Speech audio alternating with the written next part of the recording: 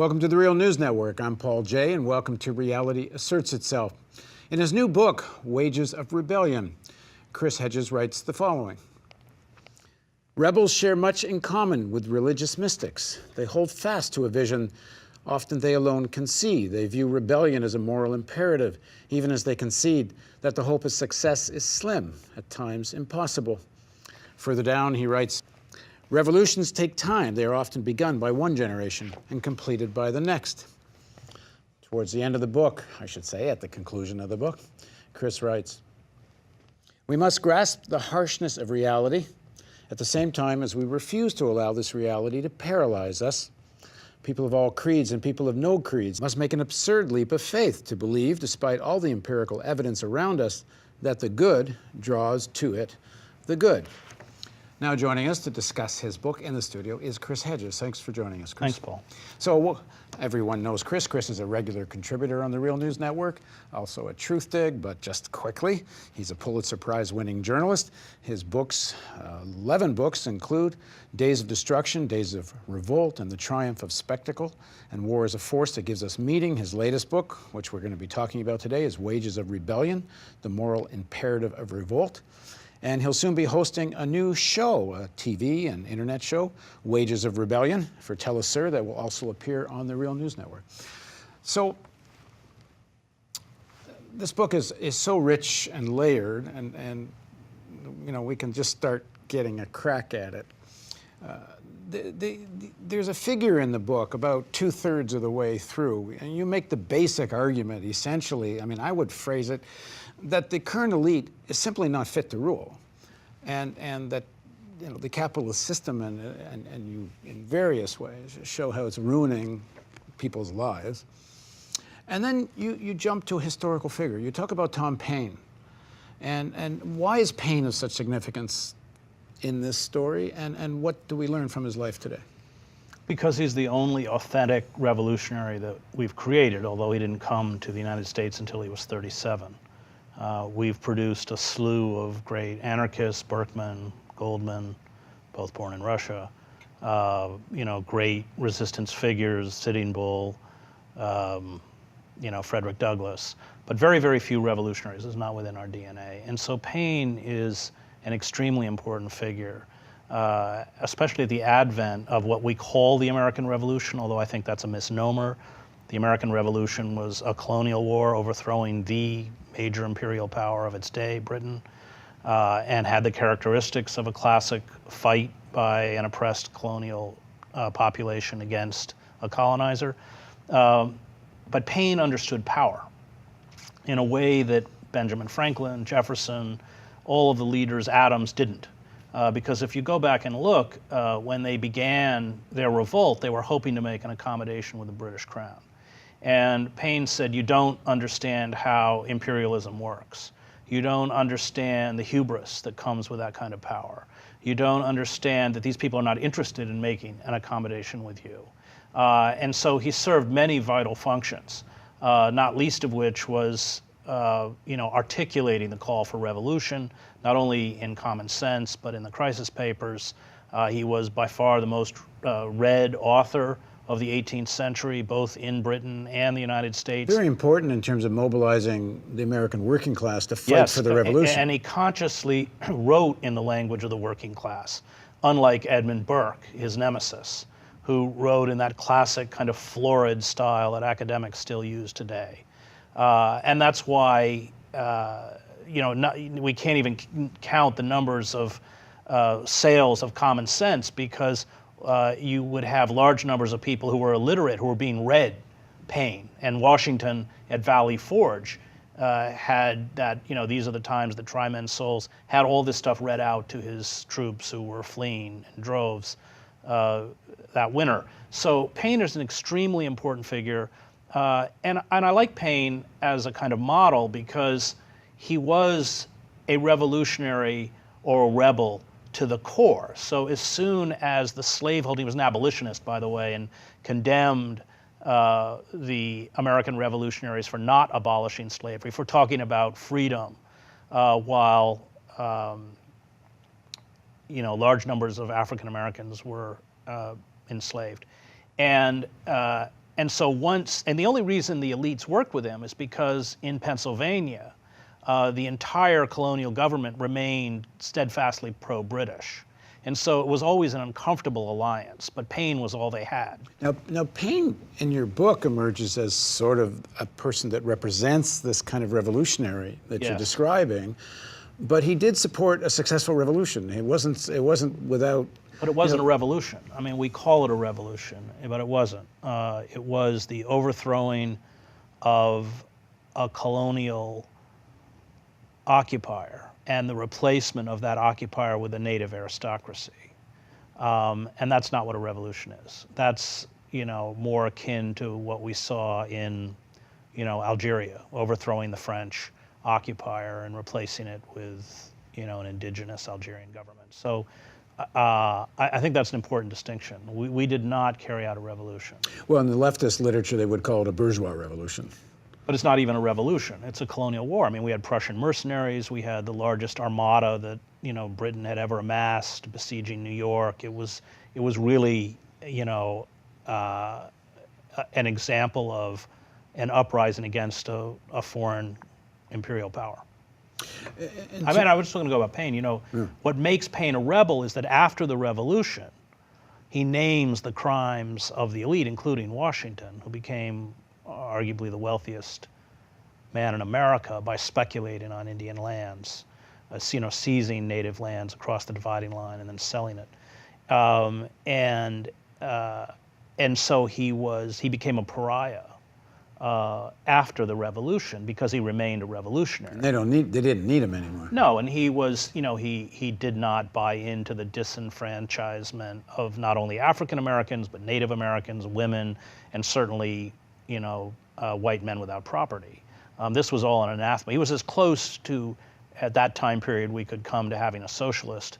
And he talks about, social programs and pensions and all that kind of stuff. So when he dies, I think about 1806 in New York, after going to France and being imprisoned for denouncing the regicide and the Reign of Terror, 6 people, 3 of whom were black, came to his funeral. He was a completely forgotten, neglected figure because he held fast. Because he held fast, he was so marginalized. So what do we learn from that? Well, we learn a lot of things. We learn that when you hold fast to that moral imperative long enough, you're going to pay a price. That elites, even elites that you may initially support, once they are in positions of power, they don't want that kind of critique around. Why did he lose his popularity in the American working class, or did he? I mean, why does he end up with only 6 people at his funeral after being one of the most read authors of his during the Revolutionary period? Because he was vilified in the press through, really vicious forms of character assassination because he was an atheist. And that, they found a point within his writings that would allow him to be demonized to the wider public. That's why. That's The Age of Reason, which he wrote when he was in Britain, fighting Pitt. And why does he become this very important figure in your book in terms of what we learn from that today? Because he holds fast to the moral imperative of revolt, and he's willing to pay the price. I mean, I think that we have to look back in history and realize that most rebels don't succeed. We remember the ones that do, but they're the exception. Most people who rise up and rebel against monolithic systems of power get crushed. And that doesn't mitigate the magnificence of their lives and their resistance. That's just a reality. If you take that path, the odds are against you. And yet I think it's the path that we have to take, because rebellion, especially when we face this monolith of corporate power, what Kant would call radical evil, there is a moral imperative to stand up to that power with the realization that in all likelihood, especially in a prolonged act of resistance, that power will crush us. Isn't there a danger in that, which is if you don't set your sights on winning, whatever that path to winning is, and I'll take you back to the quote in your book, that sometimes it needs to be one generation handing off to the next. However long it takes, if you don't do what's historically possible as the next steps towards winning and create a vision for winning, it's very hard for people, especially if you're going to try to develop a mass movement, that people are going to go into something saying, we're going to lose, but let's go anyway. People need a vision to fight for, and you've said it yourself. And we talked about this in one of our earlier interviews, that one of the great weaknesses of the American left is they've never articulated a viable vision of socialism, so there's nothing to fight for. Right. Well, you certainly need a vision, and you need to believe on some level that that vision is attainable. On the other hand, it doesn't help you as a rebel not to be able to read the reality in front of you, because then you're reacting to an illusion. You're reacting to kind of happy thoughts. Hannah Arendt, I think, grasps this when she looks back on her own resistance to the Nazis. I mean, she leaves the University of Heidelberg, and she says that she had to unlearn everything she had been taught by Heidegger in the university to become a moral human being. And then she joins, she was not a Zionist, but she joins a Zionist underground movement to smuggle German Jews to Palestine. She's eventually picked up by the Gestapo, stripped of her German citizenship, becomes stateless, almost killed by the Gestapo, and ends up in France a stateless person. But she says, number one, I look back on that time period of my life and I say, thank God that I wasn't innocent. That to be innocent in a time of radical evil is to be complicit, number one. And number two, she says, those who are most effective at resisting are not those who say, we shouldn't do this, this oughtn't to be done, but those who say, I can't. And I think there's something within the DNA of it. It's why rebels are very poor. Once power is attained, rebels very rarely are able to rule because they have that inability to compromise. You saw with Che Guevara. I interview Ronnie Casriles in the book, who founded the armed wing of the ANC with Nelson Mandela and becomes the deputy defense minister under Mandela. And he starts criticizing the corruption, the creation of what Milo Vangelis would call the new class among the ANC. And then they fire on the miners who are striking the largest massacre since the Sharpeville massacre. And he denounces his own party, a party that he spent 30 years underground at the risk of his life fighting for. That's a rebel. And Casriles makes an interesting point in the book. He said, I was a rebel because he's white, he's Jewish, he walks out on his own, he actually literally walks into a township. You're not, as a white person, allowed to be in a township after 10 at night, and he doesn't go back, and he never goes back. And he said, I was a rebel, Mandela was a revolutionary, in the sense that he didn't rebel against his own. And I think that's right. But I think that rebels are absolutely vital. I use that concept from Reinhold Niebuhr about sublime madness. And Niebuhr writes correctly that in moments of extremity, liberals are a dead force. They're too ineffectual, too little emotional, too intellectual in order to propel resistance forward. That you need people who are possessed of that sublime madness.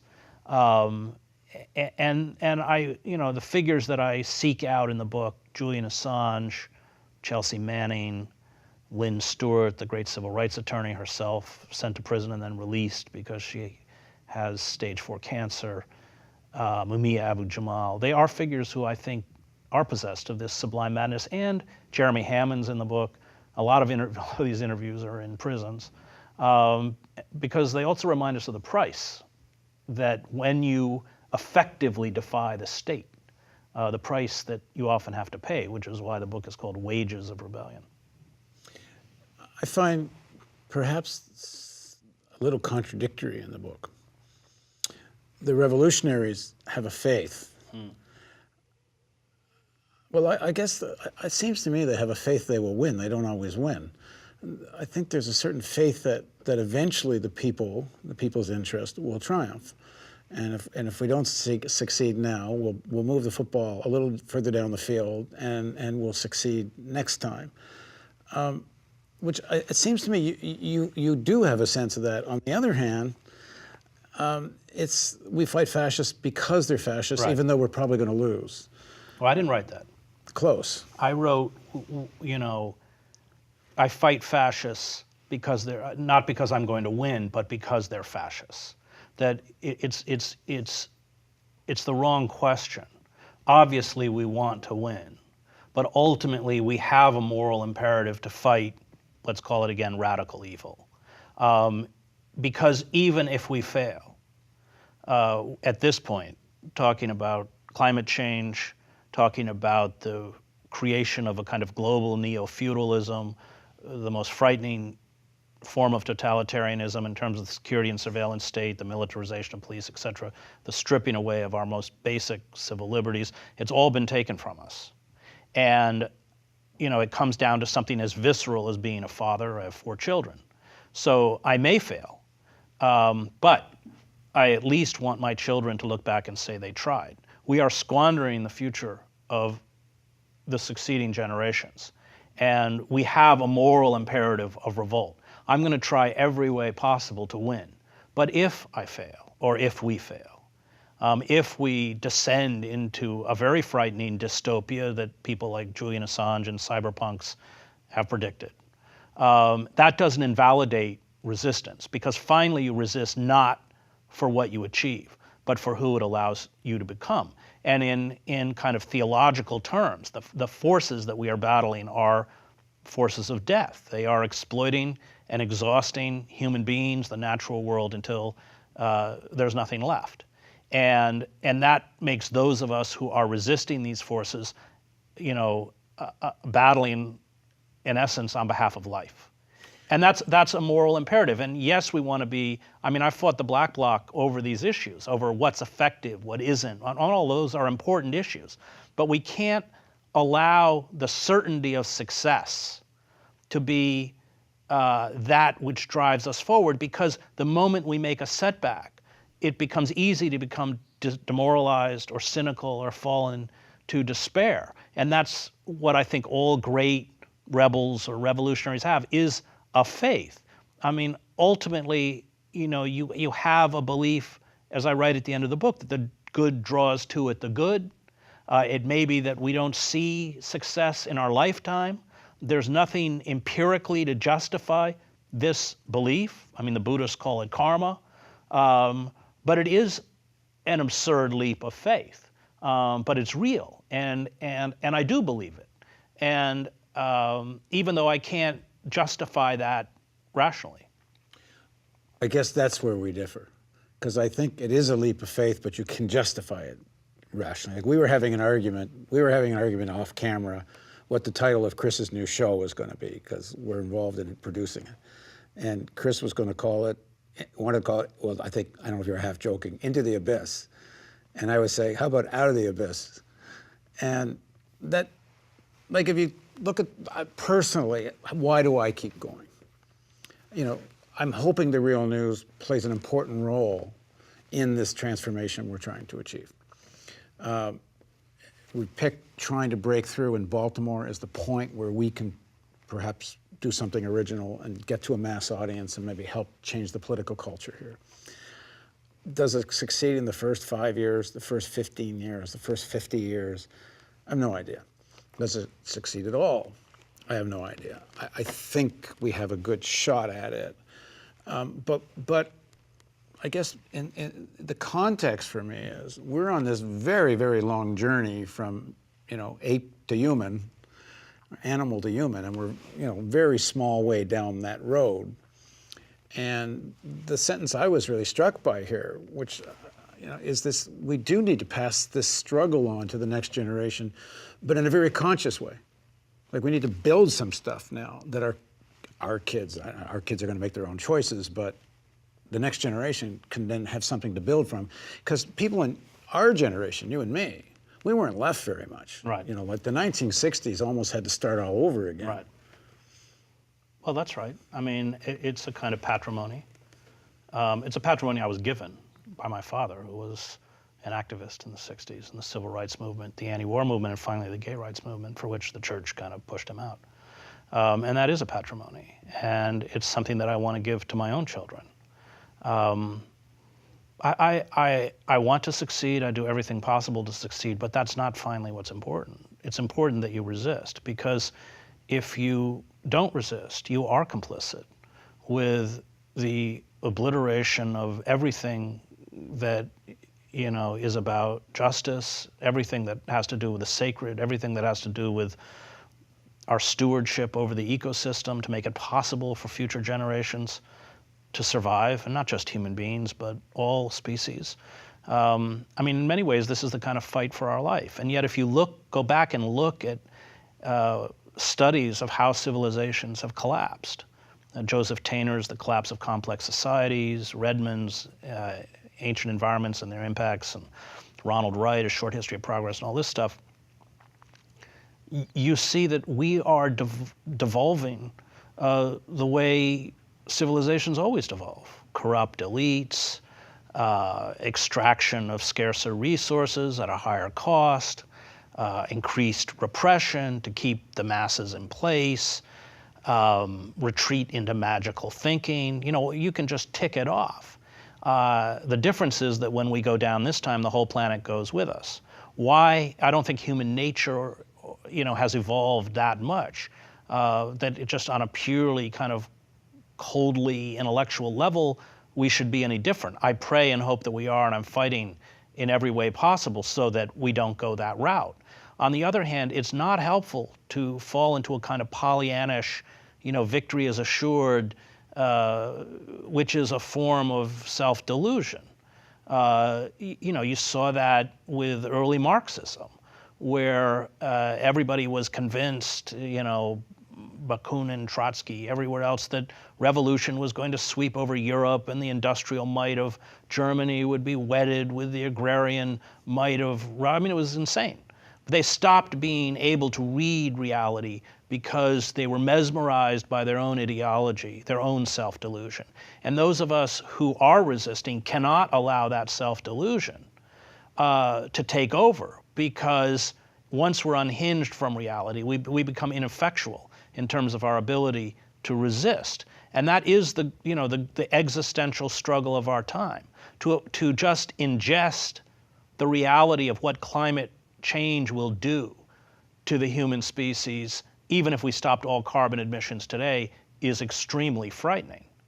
To understand that, the magnitude of losing the Arctic, the polar ice caps, which is happening as we watch. And what is the response of the elite, courtesy of Barack Obama? It's to send Shell Oil up there to drop $500 million bits to profit off the death throes of planet Earth.